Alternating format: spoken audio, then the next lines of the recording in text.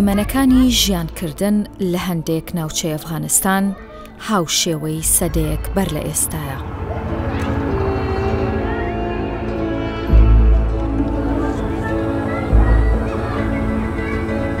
ئێرە کابولی پایتەختی ئەفغانستانە.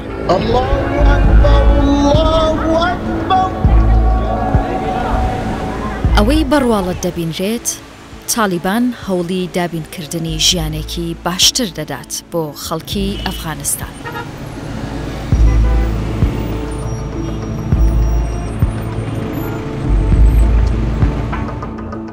بەڵام پێشێلکردنی مافی ژنان و بێبەشکردنیان لە خوێندن یەکێکە لە هۆکارەکانی دانپێدانەنان بە حکوومەتی نوێی تالیبان.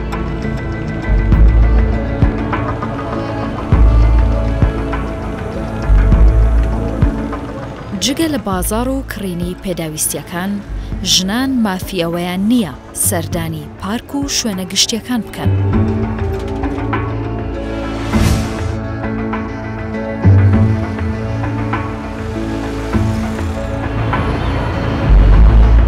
ئێرە پارکی شارە.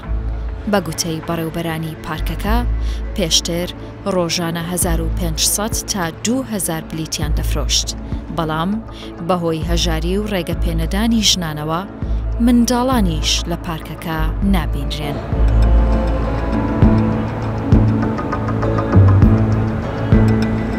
فرۆشی بلیتەکانیان ڕۆژانە کەم بووەتەوە بۆ 100 بلیت.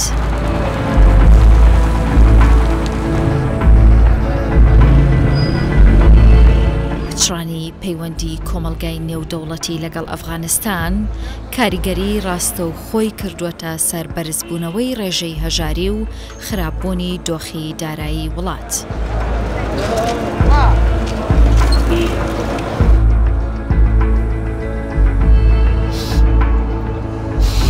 هەژاری دەستی خستووەتە بینەقاقای 28 ملیۆن ئەفغانستانی لە کۆی 40 ملیۆن.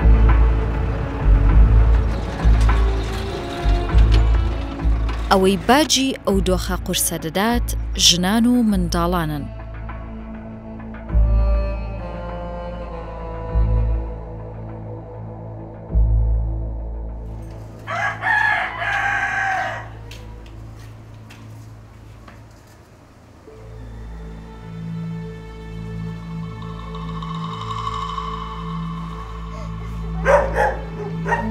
هاتووینەتە شەقامی 4 لە کابول.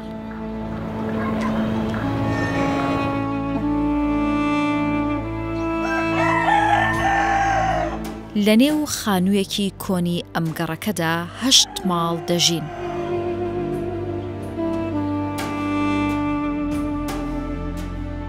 حەلیمە جەبارغێل خاوەنی 8 منداڵە. هاوژینەکەی لە ئابی 2021 لە سەروبەندی کۆنتڕۆڵکردنی ئەفغانستان لەلایەن تالیبانەوە بێ سەر و شوێنە.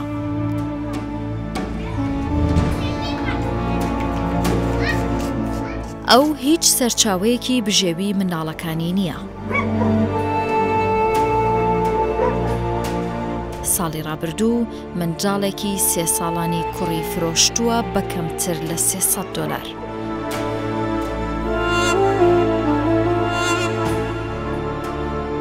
ئێستاش توانای دابینکردنی ژەمە خۆراکی ڕۆژانەی نییە بۆ منداڵەکانی.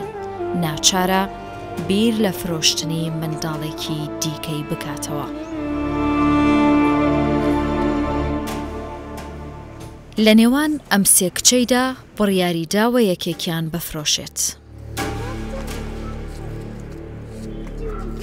منداڵێکی 3 بۆ 4 ساڵانم هەبوو. ناچار بووم بیفرۆشم. من ئەگەر ناچار نەبم بۆ فرۆشتنیان بۆ تۆیان بە کەسێکی دیکە دەڵێم.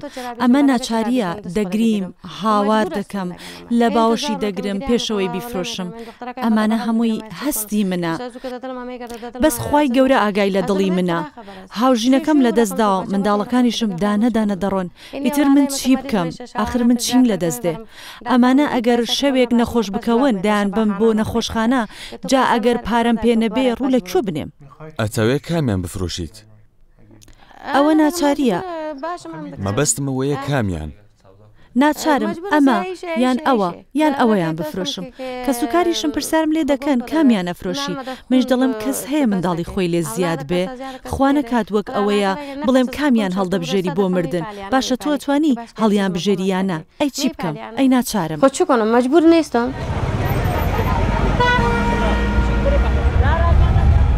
هەر لە دەرەوەی کابول بە دووری 10 کیلۆمەتر چەند کارگەیەکی دروستکردنی خشت دەبینرێت.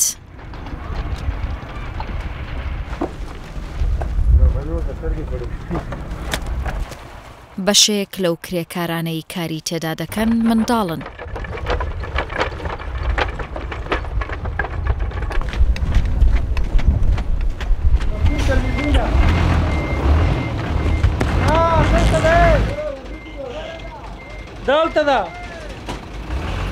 هەژاری و خراپی دۆخی دارایی وڵات منداڵانی ناچار بەکاری قورس کردووە.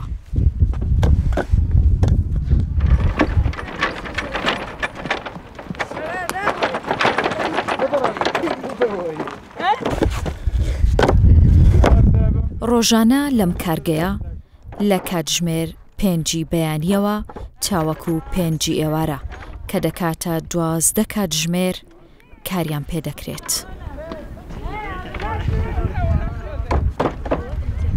ئەم کارە نەک بۆ منداڵان تەنانەت بۆ گەورەکانیش ئاسان نییە.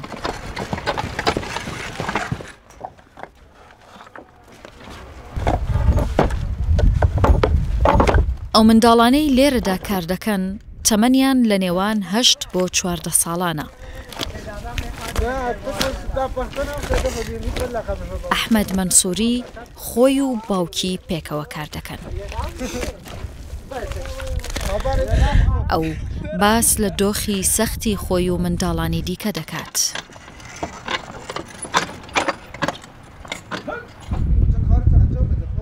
کارەکەمان وایە ڕۆژانە 1000 خش دروست دەکەین و 12 کاتژمێر کار دەکەین 400 بۆ 300 ئەفغانیم دەست دەکەوێت.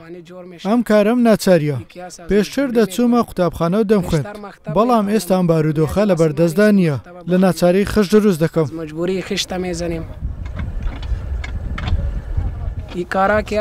ئەم کارە ئاسان نییە زۆر ماندوو دەکات ئەگەر ناچاری نەبووایە بۆ ئەم کارم دەکرد کاری مرۆڤ نییە هەروە گوتم ناچارم.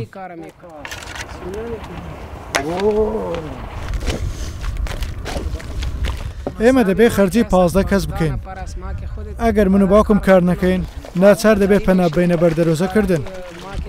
ئەگەر لەگەڵ باوکم کار نەکەم باوکم تەنیایە و کاری پێ ناکرێ خانەوادەکەشمان هێزی بەسەر ئەو دۆخە سەختەدا ناشکێ. بەدەر لەو تۆز و خۆڵا سووتاندنی لاستیک و چەند جۆرە مادەیەکی دیکە بۆ سوورکردنەوەی خشتەکە مەترسین لەسەر تەندروستی منداڵان. بەڵام ناچاری و هەژاری کارێکی کردووە خانەوادەکانیان بیر لەوە نەکەنەوە.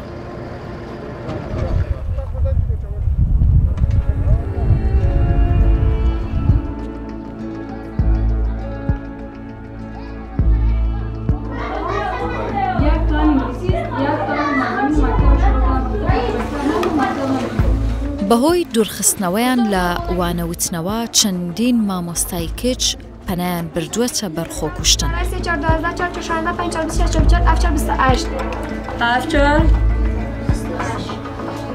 لیدانوری بۆ پڕکردنەوەی حاڵەتی دەرونی خۆی و یارمەتیدانی منداڵان قوتابخانەیەکی خۆبەخشی کردوتەوە. لەم قوتابخانە نافەرمیەدا وانە بەو منداڵانە دەگوترێتەوە کە لە نێو بازاڕ و شەقامەکاندا کار دەکەن.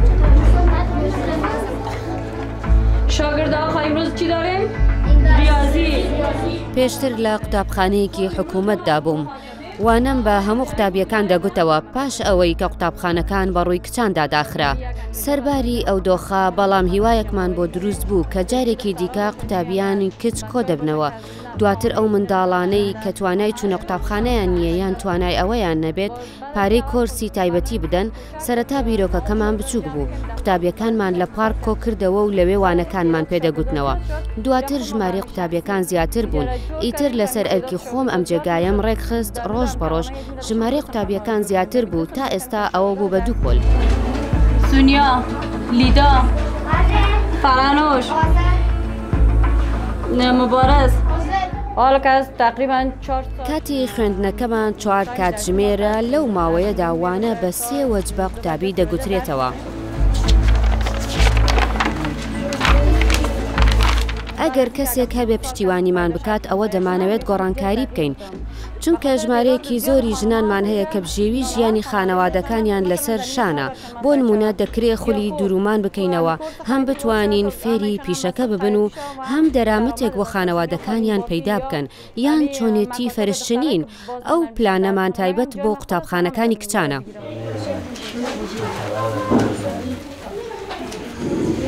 قوتابیەتمان هەیە ناوی نائیمە کە کێشەی داراییان زۆرە و کەم دەرامەتن. بەداخەوە لەگەڵ ئەوەی کە تەمەنی منداڵە بەڵام کار دەکات بۆ ئەوەی بژێوی ژیانی خانەوادەکەی دابین بکات چونکە باوکی نییە و کرێ و خەرجی ماڵەوە و خوشک و براکانی هەمووی لە ئەستۆی ئەوە.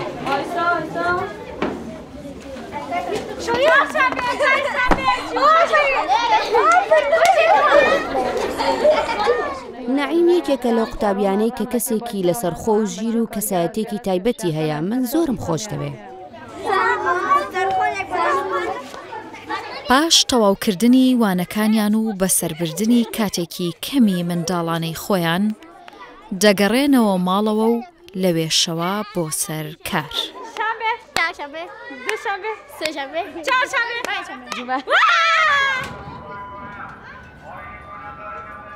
نعیم محەممەد هەر بەگەڕانەوە کتێبەکانی دادەنێت و عەرەبانەکەی هەڵدەگرێت.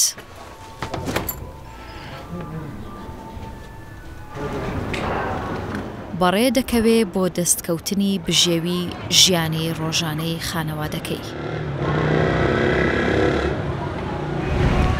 نعیم بەم کارەی ڕۆژانە 2 بۆ 3 دۆلاری دەست دەکەوێت. بەپێی داتای ڕێکخراوی یونیسێفی سەربەنەتەوە یەکگرتووەکان 1,600,000 منداڵ لە ئەفغانستان کار دەکەن. بەڵام مەزەندە دەکرێت داتاکە زۆر لەوە زیاتر بێت. خانم اگه روز کار نرم خانه چیز نیست که شام یا صبحکی بخوریم. ڕۆژانە 170 بۆ 180 ڕوپیە کار دەکەم. خانەوادەکەم لە 4 کەس پێکاتووە. خوشکێک و براکەم و دایکم. لە کاتژمێری 8 بۆ 9 دەچم بۆ کۆرس. پاش 9 دەچم بۆ کار و تا کاتژمێر 7 کار دەکەم. پاش ئەوە دەچمەوە بۆ ماڵەوە.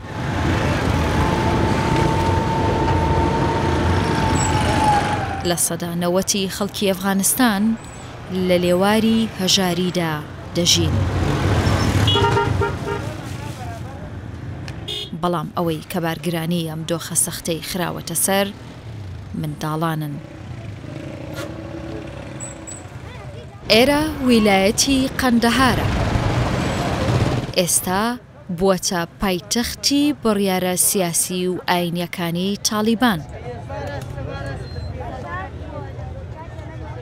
زۆربەی سەرکردە و کەسایەتیەکانی تالیبان لەم شارەدا دەژین. بەڵام لێرەش منداڵان هاوشێوەی کابول و ویلایەتەکانی دیکە کاری سەخت دەکەن. لەسەر سوچێکی بازاڕی شارەکە چەند منداڵێک دانیشتون و نان دەفرۆشن تاوەکو بەسکی برسی نەگەڕێنەوە و نانی ئێوارە بۆ خانەوادەکانیان ببەنەوە.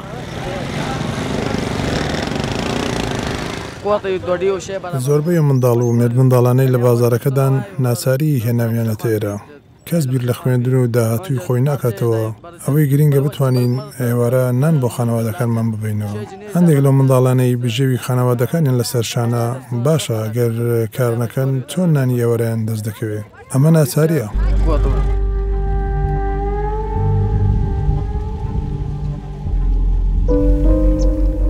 بەشێک لە ڕێکخراوە نێودەوڵەتیەکان هاوکاریە تەندروستیەکانیان بۆ ئەفغانستان ڕاگرتووە.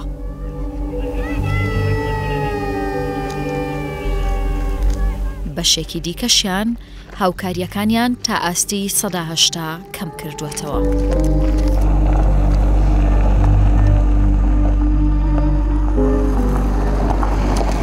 ئەمە لە کاتێکدایە کە بەهۆی هەژاریەوە چەندین جۆری نەخۆشی لە نێو منداڵاندا بڵاو بووتەوە، بە تایبەتی بەدخۆراکی.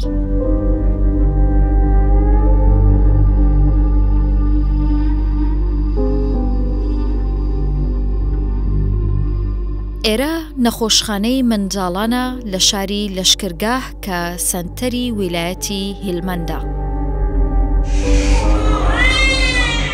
بەشێک لە منداڵانە دوا هەناسەکانی ژیانیان دەدەن.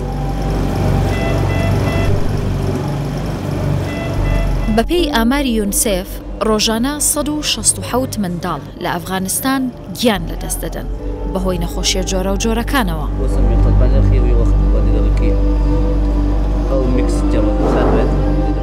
ڕێژەی بەدخۆراکی لە نێو منداڵانی خواردتەمەن 5 ساڵ گەیشتووەتە 1 ملیۆن منداڵ. کۆی گشتی ئەو منداڵانەی کە ڕوبەڕووی بەدخۆراکی توند بوونەتەوە لە ئەفغانستان 2 ملیۆن و 300 هەزار منداڵن.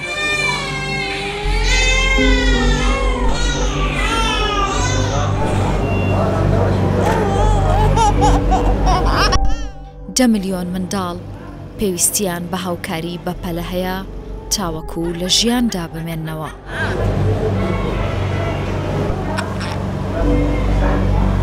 بەرپرسانی تەندروستیش داوای هاوکاری بەپەلە دەکەن چونکە کەرتی تەندروستی لە لێواری داڕوخاندایە.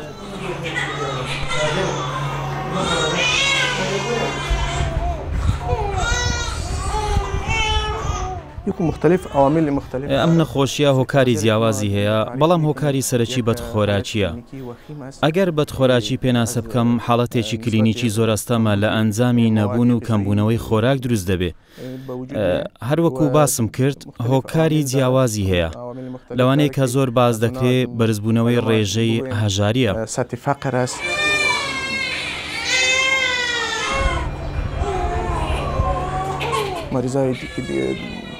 ئەوانەی لێرە نەخۆشی جیاوازیان هەیە، نەخۆشیە جیاوازەکانیش ڕۆژانە لە زیادبووندایە.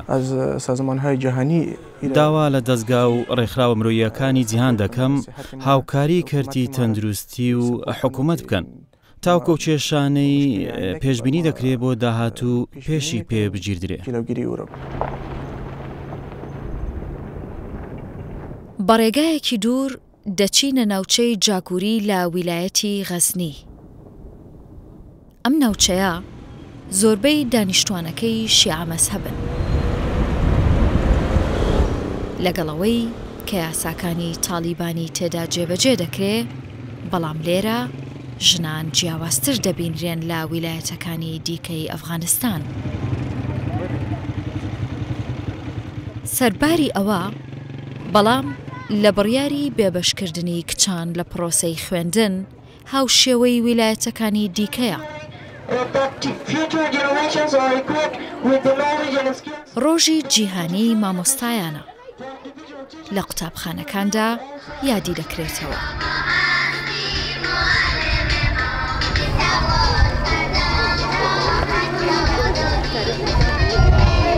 فریشتە و هاوڕێکانی کە لە زانکۆ و قوتابخانە دوور خراونەتەوە بە یادی جاران هاتوون بۆ بەشداریکردن لە بەرزڕاگرتنی ئەو یادە.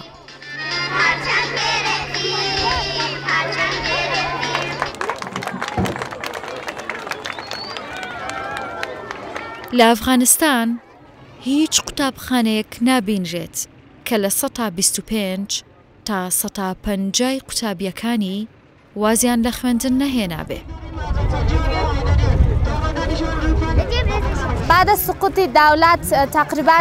لە پاش ڕووخانی حکوومەت زۆربەی هاوپۆلەکانم دەرچوون، خوێندنگانەما لە پۆلێکدا کە 50 قوتابی بووین نزیکەی 29 بۆ 30 قوتابی ڕۆشتن. ئەوانەی هەڕەشیان لەسەر بوو ڕۆشتن بۆ پاکستان. ئەوانشی کە کەیسیان هەبوو چوونە وڵاتانی دەرەوە. ئیتر قوتابەکان دەڕۆشتن و کەسیش نەهاتەوە بۆ خوێندن.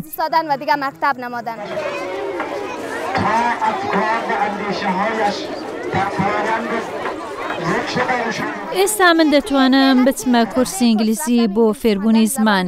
پلانیشم هەیە تاقیکردنەوەی تۆڤڵ بکەم ئەگەر توانیم و دەمەوێت بڕۆمە دەرەوەی وڵات. پێشم خۆشە بڕۆمە ئوسترالیا، بەڵام ئەگەر هەڵوەتێ من وەربگرێ کێشەم نییە و دەڕۆم. 4 ملیۆن منداڵ لە ئەفغانستان پرۆسەی خوێندنیان بەجێهێشتووە کە 2 ملیۆن و 200 هەزاریان کچانن. معلمین عزیز، معلمی شغل نیست بلکه عشق است. به خاطر اینکه با آمدن طالبان لەگەڵ هاتنی تالیبان لایەنی کەم نزیکەی 150 خەڵکی کاری خۆیان لەدەستدا. ئەوانە لە نێو حکومەت کاریان دەکرد. هەندێکیان لە هێزەکانی سوپا یان پۆلیس بوون یان لە فەرمانگاکان کاریان دەکرد. هەموو ئەوانە کاریان لەدەستدا. کاتێک ئەوان کاریان لەدەستدا ئیتر هەژاری ڕووی تێکردین. ناچار منداڵەکانیان لە خوێندن دوورخستەوە و چوون بۆ پاکستان و تاجیکستان و ئێران و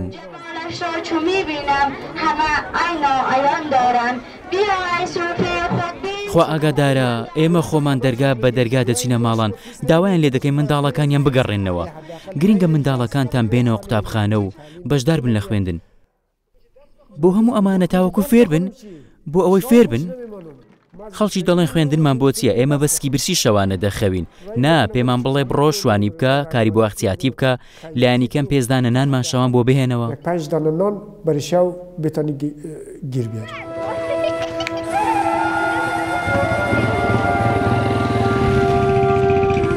دۆخی منداڵان، مافی ژنان، هەژاری لە سەرتاسەری وڵات، سێ کێشەی گەورن لە پێش حکوومەتی تالیبان.